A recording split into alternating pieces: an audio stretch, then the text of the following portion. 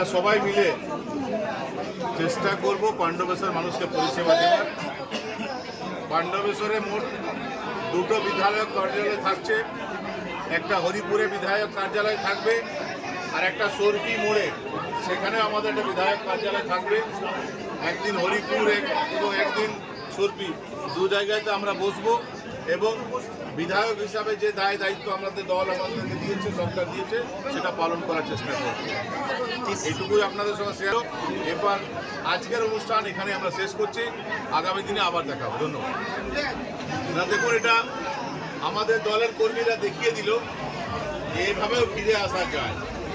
যারা ভেবেছিল যার বিজেপি ফিরতে পারবে না, আমাদের দলের কর্মীরা অক্লান্ত পরিশ্রম করে লড়াই করে দেখিয়ে দিল যে পাণ্ডবেশ্বরের মতন মাটিতেও এইভাবে ফিরে আসা যায়।